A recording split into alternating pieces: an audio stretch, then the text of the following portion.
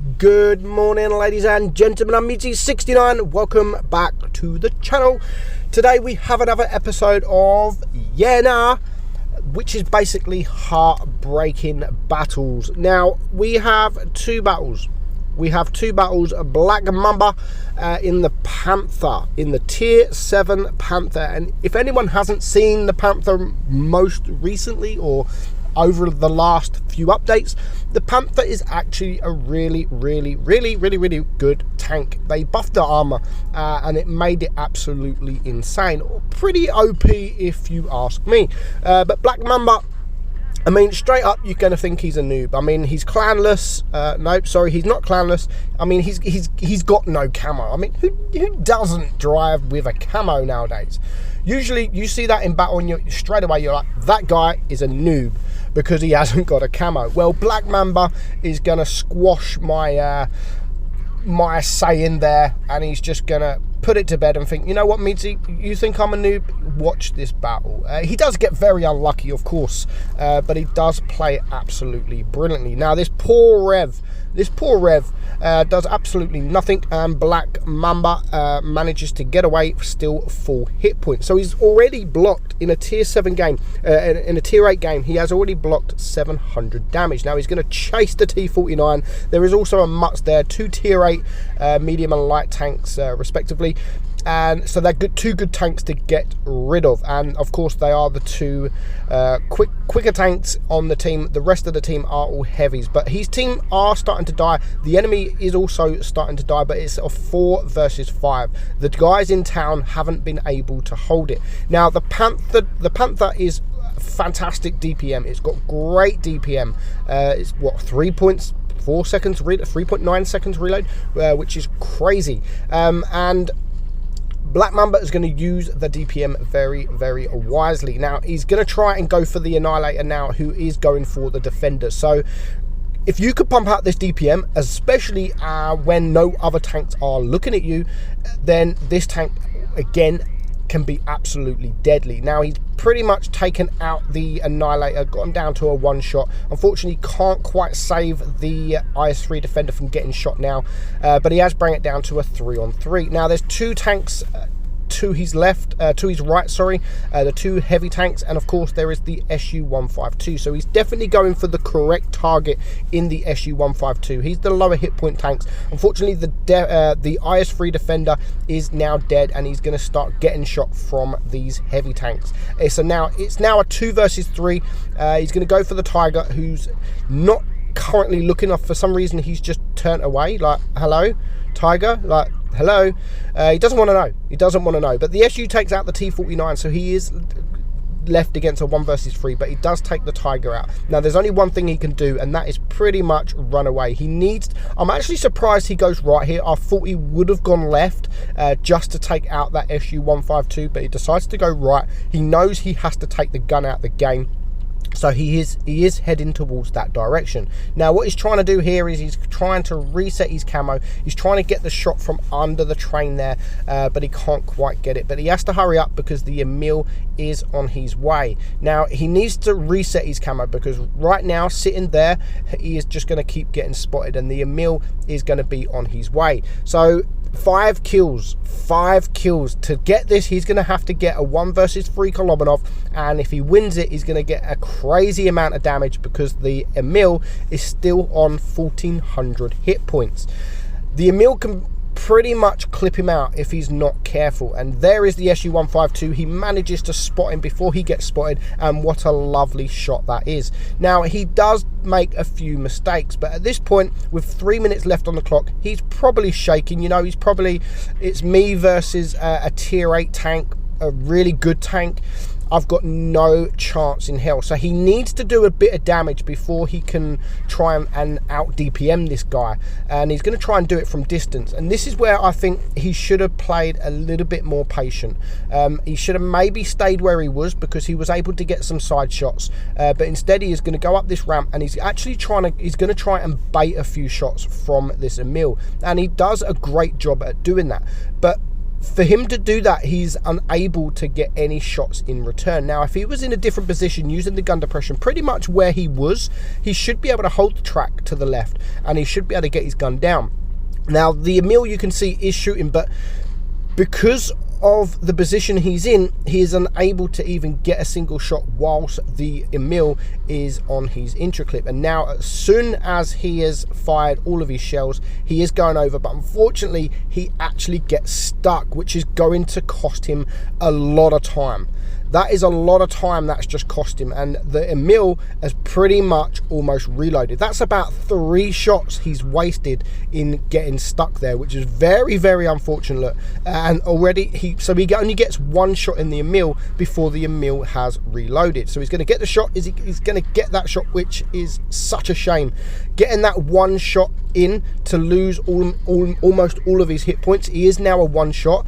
But the Emil is on a 20-second reload. He needs to use the DPM. He is using APCR, which makes his DPM much less than he should. He can pen the bottom plate with AP, but of course it's a risky move because there's only ever so slight bottom plate to go through. Now he's going to get 1 more shot here. Again, he is using the APCR on the side plate. If he would have used AP there on the side plate, then this game could have been different. Now I'm just going to speed this up a bit because this is all they do for the rest of the game, and I know that he's going to be kicking himself because that would have been 7 kills, but 6 kills. Well-deserved ace, and still 5,200 damage. 6 kills, top gun, high caliber, and that was a big few mistakes there cost him the game, or cost him the win, shall I say, but he's still done a fantastic job. Talking about Emils, let's watch the Emil. We're watching Blurry Gnome, and again, we've just spoke about the tank, so we don't need to speak about the tank. We know it's a good tank, and we know what it is capable of. Now he is on he's tier higher. He is a higher tier, so he is up against tier 7s, and that's when, as we've just seen, that's when this tank can come absolutely amazing with the armor that it's got. Now he's going to try and get a few side shots here, and good positioning. It is not a bad positioning if he can get some shots, but sometimes it all depends where the enemy go. If the enemy all go to the left side, then this position is absolutely useless. But thanks to the VK168, he is able to get 3 shells off, and now he is on a reload. So he's done almost 1,000 damage in them 3 shells. And now while he's reloading, he can actually relocate, which is how you need to play these tanks. Whilst you're on a reload, use that time to get into a different position, get into a better position to try and get that damage off. But by the time he gets here, one of the most OP tanks in the game at the minute, the Annihilator, has just been ripped apart. He has now reloaded. He needs to be careful because he has come out sideways against the VK. The VK, I'm not sure what he wants to do. Does he want to go for him? Does he want to go for the Annihilator? Even the VK didn't know what to do, but he has managed to take him out. So he's now up to 1.8k damage. He hasn't lost any hit points just yet, but that will change very, very soon. Now he's going to try and get up this hill here. Again, he's relocating. He's on a reload and he's relocating, getting into a different position, which is perfect. Great play so far. Now this tank's got gun depression, but it's not the greatest of gun depressions, but he's still able to get his gun down enough to get these shots off. And unfortunately, he fluffed his first shot off, and but he does get the next 2 kills. So now on a reload again, he's not going to poke up too much. He's not going to risk getting shot. He's just going to sit here and try and reload his magazine. So he's on 2.5k damage now. He's got 1 kill, and now as soon as he's reloading, you can see him trying to go for the Gravedigger. Now the Gravedigger is going to struggle to pen this guy. All he can see at the moment is his turret, and you can see he is not penning whatsoever. However, that guy does. So he's got all of his shells off. Again, another 1,000 damage extra in that magazine, which pushes him up to 3.5k damage. So he's already done a remarkable job, but there's still a lot of hit points left. Now he's going to try and reload, and he is going to try. You've got the lightweight coming there, you've got the T29, you've got the T43 there. Now me personally, I would try and leave the T29, which he is. Lovely shot there. I would try and go for the tanks that he can clear. Now the T43 he can clear if he can get this final shot off, or he can clear the Gravedigger, which he he does exactly that, and he does actually ignore the T29 for now. Now personally, again, I would be ignoring that T29 until last. It doesn't have the best DPM. It is a tier lower, so he is going to struggle to be able to penetrate him. So 4.3k damage now, 2 kills, and you can see he is trying to go for this T29, which, as I've said, is probably the wrong move right now, especially as his team is dying from behind.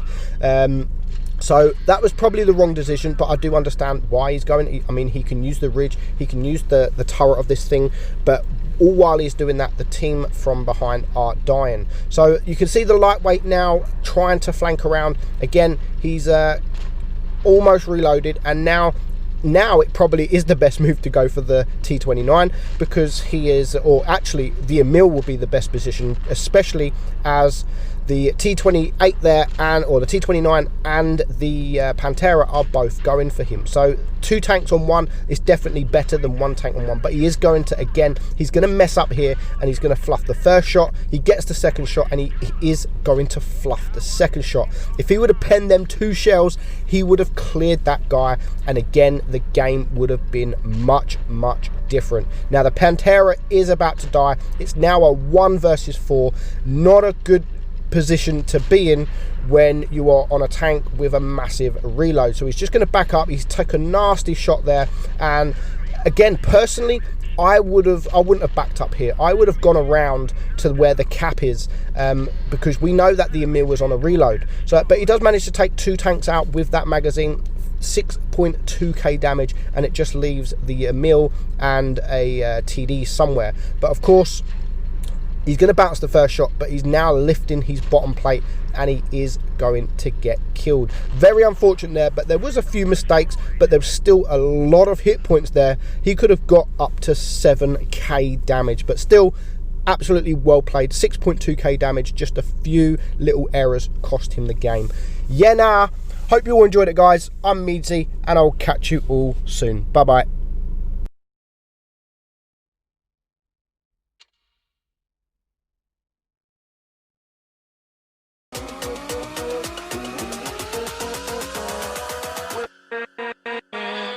With